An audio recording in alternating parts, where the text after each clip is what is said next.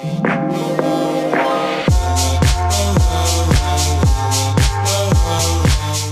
guys, what's up? Welcome back to my channel. Today I'm here with one of my best friends, Chris. I'm super excited to have her on today. Today we are just sitting in her car. We picked up some Chick-fil-A and we are going to be talking about what it looks like to be a woman of God versus, you know, what the world says about feminism, and just kind of combating that with what the Bible says about being a woman and just shedding some light on that. So if you guys enjoyed this video, give it a big thumbs up, subscribe down below, and we'll just go ahead and get right into it. Alright, so the first thing we're going to talk about here is the definition of being feminine. So what's the definition of being feminine? Femininity.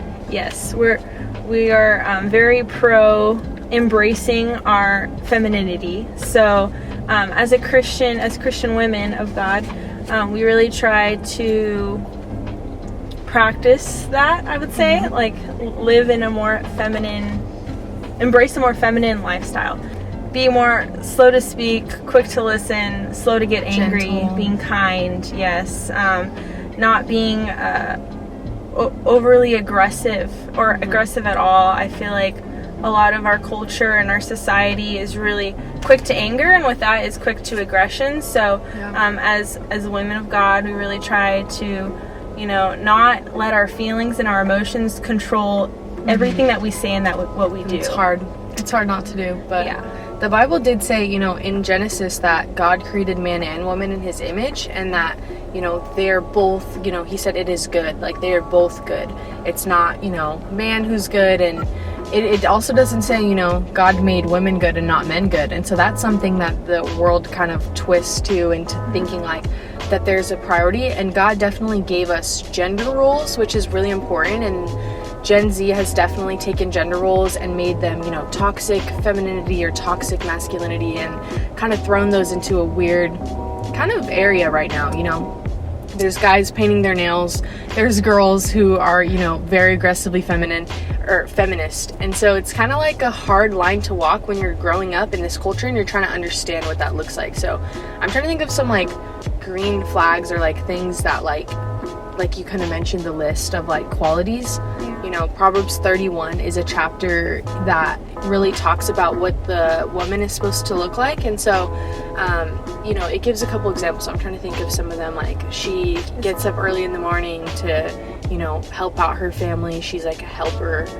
What would you say? Like, well, she's clothed in strength and dignity, and laughs Humility. without fear of the future. So I feel like laughing without fear of the future is a huge example of just having faith too, living by faith and in our faith, as to where we don't let the anxieties of our surroundings really dictate how we feel and what we say, how we react to other people too.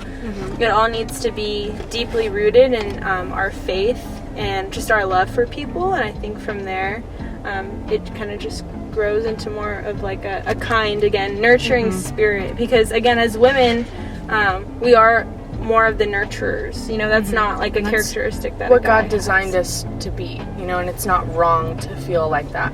Like, that's exactly who God made you to be, and He made you to be, you know, someone that uplifts. And I think a lot of times when they think of like the woman being the helper, they think of that as kind of like an undermining thing, like, you know, that's kind of lowly place, you know. But what it really means, you know, to submit to a man when you're married is to like have the strength to lift him up. And so it's a really beautiful thing to like be humble as a woman and be that nurturing person that really comes alongside others and is an encourager, is, you know, someone who really cares super deeply, very thoughtful, you know, goes out of their way. You think of like, have you ever seen those memes where they say like at Christmas time, like the dad has no idea what any of the gifts are? Like he's finding out on Christmas morning what his kids are getting at the same time as the mom, or as the kids, because the mom did everything. And so it's kind of like, you know, the mom is the one that goes out of her way, and, you know, the woman to really think of others and like really, you know, encourage and like lift up and be that one that's like pushes forward in a very humble way. And so being a woman is an awesome thing, and I feel like a lot of times it's very like, undermined as like, oh, like a Christian woman just has to submit, you know, to her husband, and her husband is the one that's kind of the important one. And a lot of people who are of the world kind of view women as, you know, think that Christians view women as lower than men. And so that's kind of, I think, where they get that feminism, is because they think that women need to be like up to par with men. But the Bible never says that women are lower with men. I know it says that, you know, women are weaker, which I feel like is in a way true. And so some people, like, biologically, genetically, like, there's no getting out of that. That's actually a fact. People wrestle with that, and I'm like, you can't argue with that. It's true. It's like a gentle woman who's caring for a baby is just not going to be as strong as the husband. Like, it's just not. And I don't think it, when it says weaker, means like less spiritual or anything like that. It just means like her attributes are just different than a man. So yeah, I mean, what would you say in like terms of like feminism and like what that really looks like and why it's bad in today's age? Yeah. Women don't need men for anything. Women are better than men. Men are like pigs. Totally, like, what is it? Totally like not woke, right? Like that's a thing. Like, but basically, I feel like, because for me, I would say that I actually, before I gave my life to Christ, I took the approach of like being more like feminist leaning, you know, like that's very common, you know, just for our culture and our society. And it's kind of like the popular thing too. It's like, oh, if you're not a feminist, like, oh, no uterus, no opinion, like all of this stuff, like, but that's not true. Like, I think the more that I got to know Jesus and the more that I read the word and the truth, it kind of made me realize, like, it's not that I desire to put myself in a more like vulnerable position where I'm like more feminine. It's like something that I really strive for because I love God and I know that's his design for me, you know? And so, and there's a really like true beauty in operating in how God designed you to be. And so when you try to operate out of that, and I'm really not calling out like tomboys, like it's really not about like you're feminine because you wear dresses and love the color pink. Like, it has nothing to do with that. It really just has to do with the way that your character is more than anything. It really doesn't have to do with I have really long hair and that's what makes me feminine. Like, that's not what it's saying, you know. That's not what God means. God really is just trying to point at the heart and the condition of the heart, and the way that you live your lifestyle is supposed to be, you know, in your role confidently. You know, God gave men a role too, and it's a beautiful role. And I feel like if women push down men thinking that their role is more important or that they can fill their role, they're not operating in God's design anymore, because they're trying to fill the man's role. And so when the man is operating in his role, it means that he's, you know, he's strong in a way that he's a leader. That doesn't mean women can't be leaders. It just means that he is going to be the leader of the home and the marriage, and that he's going to be the one, you know, calling the shots and making the decisions, and the woman is the supporter, you know, the one helping with the facts. There have been so many times in my relationship when I have to step back and let Damien lead, and I know that it's going to work out and I know it's going to be good, but there's also times, you know, I help him make those decisions, like, hey, have you considered this? You know, how can I help you towards that? You know, that's really important, to be that support and that humble strength that uplifts them. So they're going to be, you know, a person who's strong. The man is going to be, the Bible says, the provider, you know, the one that doesn't mean women can't work. It doesn't mean that both of you guys can't work. It just means that he's the one that, you know, provides emotionally. It's more than just money, you know. It's how else would you say, like, the man's the provider? It's just taking initiative too. Yeah, it's like, definitely, if something needs to be done in the home, like, the man is going to be the first one to act on that, you know, and kind of provide that support, you know. And so there's so many great things that men have, and so if we undermine them to push ourselves up, that's not gonna, you know, fulfill God's design that he made, you know. And so it's such a great thing when a man and a woman are operating correctly in their roles. You know, the man needs to be, you know, when you're looking for a guy, he needs to be like decisive. He can't be somebody that's all over the place and doesn't know like what he wants, you know. That needs to be very decisive. He needs to be somebody that's, you know, very generous too. When you talk about like providing, he needs to be somebody that's generous with his time for you, with his energy for you, with his words, you know, of kindness. Like, he needs to be somebody that, you know, lifts you up as well. It says that, you know, Christ died for the church in the same way the man should be willing to lay down his wife for the woman, like, he needs to be somebody who's sacrificial and selfless. That's like one of the man's, you know, key roles. What else would you say you think like is really important? I think that also, if you are looking for a potential spouse, let's just say, because I'm also like not in the same like relationship status as Addie here. I've been single for a few years, and so but for me, when I'm looking for a potential suitable partner, you know, I'm noticing if his words align with his actions, if actions immediately follow his words too, because I feel like a lot of men nowadays, they are quick to say something and they won't follow up any of that with like actions. And acts of service are huge, because I feel like you aren't going to want, at the end of the day, when you're married, you are going to dread having a husband who is all talk and doesn't put in any effort, and not that selfless leader, you know, who's leading you towards, you know, if they're just saying serve me, but they're not willing to serve, you know, it's like, it's, you know, they also can't be holding things over your head with their leadership, you know. I think that's where some women kind of get mad at men, and they're like, men are pigs, because sometimes they hold things over like women's head, and that's not right either, you know. And it's like, but it also doesn't give you an excuse for the second a man messes up to say like women are better than men, you know, like for them to, you know, kind of have a shortcoming, you know. I truly think there are creepy men out in the world. There are. I don't go to the gas station at night because it's creepy, you know. It's like, and I think operating in wisdom is like, okay, I am a woman and I'm not going to try to be fearless, and I'm not going to go to the gas station at night because I don't want to get kidnapped. But that doesn't mean I hate men, you know, like that doesn't mean just because I can't go to the gas station because guys are creepy. I feel like you have to kind of understand we live in a fallen world, and men are going to mess up and they're not going to be perfect, and women are not going to be perfect either. And so that's where those feminists kind of get it wrong when they start promoting things. And there was this girl on TikTok that I thought was super sweet, and I loved her page because I found like some of her like aesthetic like homemaking videos, and she's like a wife, and she's always wearing one of those like headband type things, and I feel like she literally got so judged. I was reading the comments.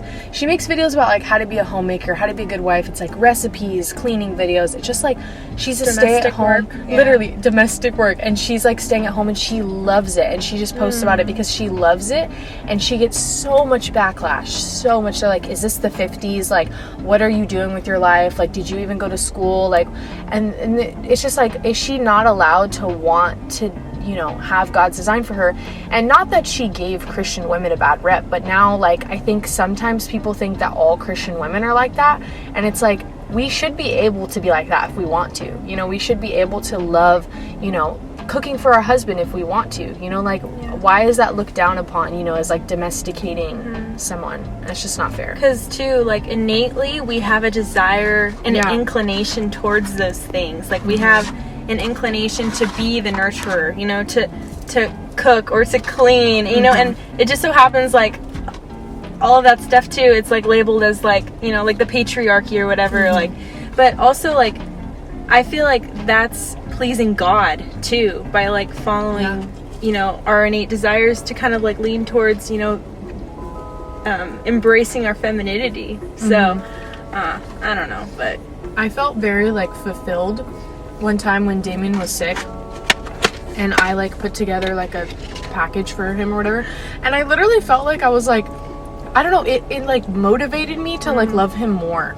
And there was a time again when he was sick and I couldn't care for him, and I felt so like, I had never felt that before ever in my life. And I'm like, is this what it's like when you have kids in the future? Like, I feel like I got a tiny glimpse because I felt so like burdened. I'm like, I want to go and care for him, and like it's like I have to go to work today and I cannot stay home and like make him like food and stuff, and like I just want to like love on him, and I couldn't, and I felt so like debilitated. I'm like, I just want to go love on him. And so I think that you'll find that in your role you start to love it the more that you actually embrace it and not hate on it, I guess you could say.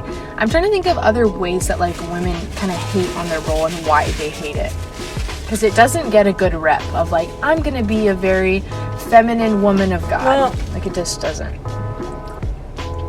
Sorry. I think too, like, a lot of our culture, I think they're very captivated. Yeah, well, I think they're really concerned about their image at the end of the day. Like, it's a pride issue. Like, we don't want to be known as like the wife that stays home, you know, like we want to be out there in the world doing great things, like changing lives, saving lives, being engineers, doctors. And we're not saying you can't be any of that, you know what I mean? Totally Like, that's not what the Christian faith, like what it's teaching, you know. It's not saying like hang up your degrees coat. Like forget all of that. But again, it's like a pride issue. And if you are going to be a doctor, be the kindest, sweetest, gentlest doctor you can be. And come home to your husband and be the kindest, sweetest wife you can be. Like, that's what it's about. It's not like, oh, you can't have a career. I think that, again, like, the world really twists that image. Like, they want you to feel, like, belittled by, like, choosing to be nurturing and choosing to be loving and choosing to be kind and slow to anger, quick to listen, you know what I mean? Like, and that's something that I feel like, again, you can only get better by knowing God's word and just getting to know who God is more and his design for you. So I would totally recommend that everybody reads Proverbs 31. I try to go through it multiple times a year because it's not a list of expectations of a perfect woman. What it is just showing like God's design and what your potential can be, you know, and the things that it's kind of like a list of things that God calls us to be, but it's not like if you're not doing all of these right now, you're like sinning, you know. It's just something we can strive for, you know. Not everybody's gonna have a business like the woman talks about, getting up early for the flax and the wool and making her whole family clothing. Like it looks differently for sure, but it's also something that is not meant to shame you, you know, into like, oh, I'm not good enough for my husband, or I'm not good enough for my family or whatever. It's just meant to motivate you towards like a goal, you know, of like fulfilling your purpose basically. And I think too, like as future mothers as well, I think it's super important that mothers kind of encourage their daughters too to like embrace their femininity. And even just having, like, as our age right now, I know Addie has a mentor or two that are, like, amazing women of God. I have a mentor that is also an amazing woman of God. And we literally strive to follow kind of, like, in their footsteps and, like, really soak in everything that they've learned. And so I would really honestly recommend that if you are a young girl, young woman, or whatever, watching this, and you just know somebody who has such, you know, valuable characteristics that of you like want to be like. You know. That's really asking them to mentor you and to kind of just guide you, walk with you along those lines. So, and something too that I've learned like over the course of being in a relationship is love and respect, and what that looks like, how a woman's deepest need is love and a man's deepest need is respect. And something that I struggled with for a while, because I think I struggle with authority a little bit, and like respecting Damien is so important. And that's like a way that I can embrace my femininity, is like God has called me to respect him. And that also looks like when you are single, or you know, you're married or whatever, you're respecting men by presenting yourself appropriately and in a well-mannered way. Like, I feel like that's the nicest way I can put it, but like a lot of girls struggle with feminism and like, why do guys not have dress codes the same way girls have them? Like, why can't I just show my shoulders? Like, I'm not going to make anybody stumble. And while I agree, I don't think showing your shoulders is going to make someone stumble. You just need to think of it through a lens of like, how can I not make my brother over here stumble? You know, and it's like, it's not about you. And the second you start making it about you and why can't I wear this or why can't I do that, it's literally just going to end up in a bad place. And so it's so important to keep on your mindset, like, how can I respect men more? And I feel like that is so controversial right there. That's like so anti-culture. It's like, how can I show more respect? But that's like what God calls us to do. He calls us to fear him, right? And to, you know, love him and respect him. And, you know, the commands he puts in the Bible, we're meant to respect those, you know, and to do them because we love God, you know. And so we respect because we love, right? If we're Christians, we love our neighbor as ourselves. Why am I going to make my brother stumble? You know, if I love him, why am I going to make him stumble? And it is hard. It's very controversial, for sure. So, I don't know if you have anything to say on that.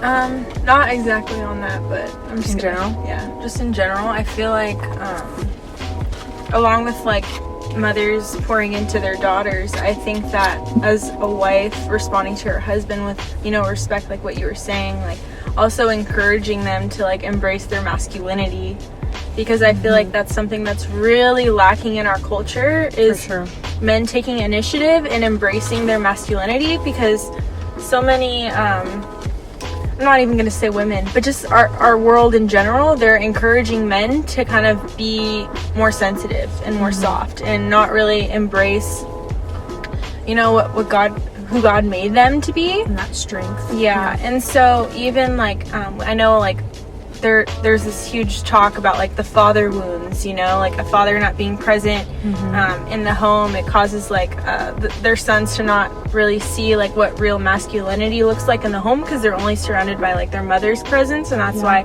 they lean towards more like a feminist approach, you know. And so again, like really embracing like who God made you to be. I don't think anything's wrong with that at all. I think it's really beautiful, and I think it also provides just fulfillment too, knowing like, wow, like God really made me this way. Like it's so wonderful. And like God also doesn't make mistakes, you know, like there's sin in the world, which causes a distortion of things to occur, but He made you a girl on purpose. It was not a an boy accident. on purpose too. And I know that there could be a lot of trauma too that causes people to have like gender dysphoria or whatever. I'm not like super educated about all that stuff, but again, like God made you who you are right now, and it's a beautiful thing to embrace that. And it's really fulfilling when you really do. So with all that to say, you know, you are very loved, and God has you on this earth at this time of your age, you know, the year you were born, on purpose. And I know we're in a culture that's so hard to grow up in, but it's on purpose, and God wanted you here at this time. And so if you can walk, you know, in your role confidently, you're gonna find blessings, just because God created you with that gender in mind. You know, when He formed you in your mother's womb, He wanted you to be what He wanted you to be. And it's so important that you embrace that, and you don't feel shame for, you know, wanting to do certain things or acting a certain way, you know. And then also walking in a way of humility that's not putting down the other gender. You know, it's not putting down men, it's not putting down even other girls. So just leaving you with that, you know, if we could sum it up, you know, embrace who you are, you know, respect, you know, the other gender, and lift them up in their role, you know, and men. And, you know, don't follow what the world says, because being friends with the world does not lead you anywhere good. And so the world is going to say, you know, men are pigs, hate men, you know, don't be a stay-at-home mom, that's for losers. Like literally just be confident in where God has you and where God's placed you. So know that you are loved, and I hope that you guys all have a great week. As always, my prayer requests, or you can leave prayer requests in my DMs on Instagram at @AddieOwls, and I will try to respond to them. But thanks again to my friend Chris for joining me for this video. Loved having her, so much fun. So I will see you guys in my next one. Hope you have a good week. Bye guys.